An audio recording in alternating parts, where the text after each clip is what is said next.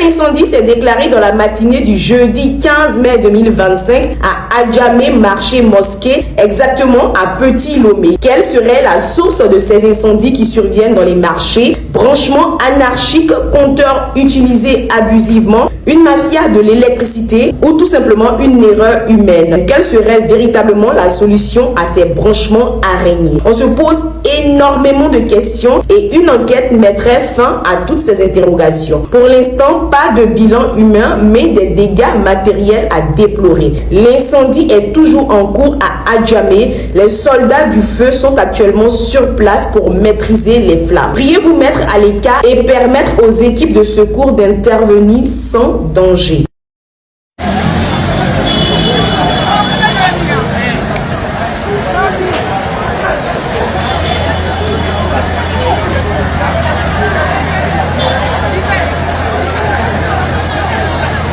Les amis, ce qui s'est passé au niveau du marché d'Adjamé m'a beaucoup attristé parce que le fait de voir les mamans en larmes, voir leur business disparaître comme ça sur les flammes, honnêtement, c'était choquant.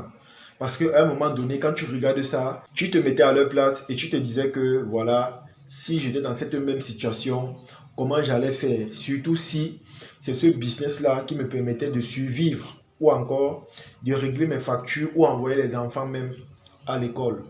Alors, nous avons vu comment les flammes ont ravagé le marché d'Adjamé. Nous avons vu comment ça a mis beaucoup de personnes en larmes.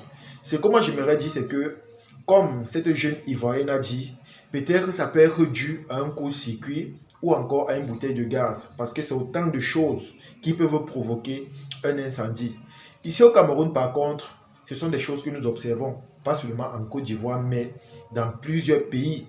Sauf que, ici au Cameroun, quand tu vois un incendie, généralement, ça te fait penser à beaucoup de choses. Sachez qu'ici, là, il y a beaucoup de personnes, parfois, et quand je parle des gens, je fais allusion à ces bandits ou encore à ces récalcitrants qui parfois préfèrent mettre le feu dans des marchés consciemment. Parce qu'après tout ce bruit, après que les gens vont commencer à crier, ils seront les premiers à se démarquer pour aller prendre les marchandises et aller stocker chez eux. Je le dis parce que un jour, j'ai partagé un taxi avec une jeune dame. C'est une dame qui avait sa boutique dans un marché. Et aussitôt, on l'a appelé pour lui faire comprendre que actuellement, le marché est en train de brûler. C'est ce qu'on lui a dit. Et dans le taxi, elle a commencé à nous dire que ces incendies, généralement, on va croire que c'est dû à un court-circuit. On va croire que c'est dû peut-être à une bouteille de gaz. Mais parfois, dans certaines circonstances, ce sont des bandits qui mettent l'incendie comme vous voyez là. Directement, nous l'avons posé la question à savoir comment ça se passe et comment ça se fait que des gens mettent le feu consciemment dans des marchés. C'est là qu'elle nous a fait comprendre que généralement aux environs de 22h, 23h, quand beaucoup de personnes sont déjà rentrées chez eux, il y a des gens qui viennent mettre le feu.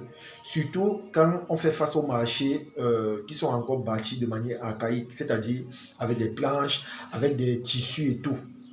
Que généralement, ces gens-là viennent mettre le feu. Et quand ils mettent le feu comme ça, c'est comme ça que ça ravage rapidement les boutiques. Et dans la précipitation et dans la panique, c'est comme ça que quand on t'appelle, tu n'as pas le choix. Parfois, tu viens trouver qu'on a déjà tout pris. Parfois, tu viens trouver que les flammes ont déjà tout ravagé.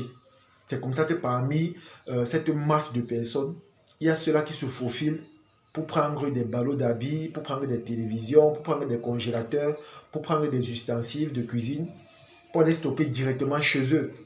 Parce que dans la panique, tu ne peux rien faire. Tu ne peux absolument rien faire. Imagine un peu, tu arrives comme ça, tu vois les flammes dans ta boutique. Tu vas commencer par où? Ce qui est sûr, les gens vont se précipiter pour aller sauver certaines choses. Mais les gens qui partent même sauver ces choses-là, généralement, tu ne les connais pas. Tu vois seulement les gens entrer, sortir, tu ne les connais pas.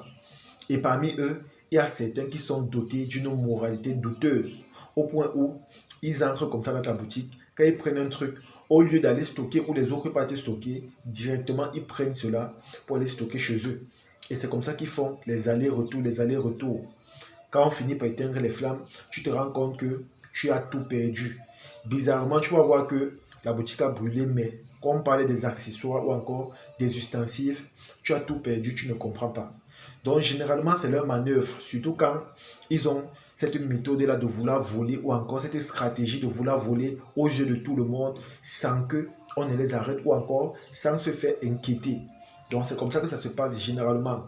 Et aussi, nous avons parfois ces jeunes-là qui, au lieu de prendre la lumière de manière réglementaire, c'est-à-dire appeler les agents d'électricité, venir payer leur compteur et s'abonner normalement, il y a ceux-là qui veulent toujours trafiquer.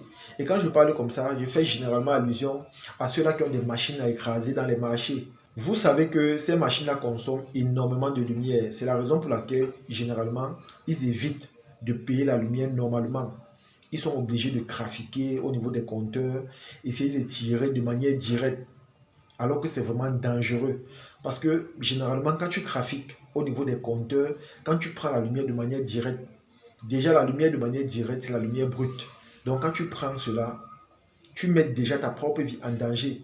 Parce qu'il suffit simplement qu'il ait un court-circuit ou encore que tu touches le courant là. Honnêtement, on parlera de toi au passé. Parce que la lumière qu'on prend de manière directe, c'est la lumière brute. Ce n'est pas la lumière qui est condensée ou encore la lumière qui est crétée. C'est une lumière qui vient directement du poteau. Et nous savons très bien que quand tu utilises cette lumière pour des appareils aussi énormes que ça puisse l'être, ta machine fonctionne normalement. Mais sauf que quand tu fais cela, comme j'ai dit, tu mets malheureusement ta vie en danger. Et quand tu prends la lumière de cette façon-là, quand il y a court-circuit, sans vous mentir les amis, il n'y a rien d'autre à faire. Parce que pour éteindre cela, il faut généralement appeler les agents des NEO ou encore faire venir les sapeurs-pompiers. Et généralement, quand ils viennent, il se fait trop tard. Il se fait vraiment tard. Donc, c'est la raison pour laquelle, à travers cette vidéo, moi, ce que je peux dire, c'est que j'encourage déjà les gens à la base d'avoir les extincteurs dans leur boutique. Ça fait en sorte que quand il y a incendie, la première chose à faire, c'est d'éteindre. Vous allez voir, les gens ont des grosses boutiques, mais ils n'ont pas d'extincteurs dans leur boutique. Et lorsque la tragédie surgit, directement, ils n'ont que leurs yeux pour pleurer. Et pourtant, ce sont des petits accessoires comme ça, qui ne sont pas très coûteux, que nous pouvons acquérir et mettre dans nos boutiques au cas où une tragédie arrive. Et aussi, pour ceux qui trafiquent la lumière, moi je pense qu'il faut être réglo.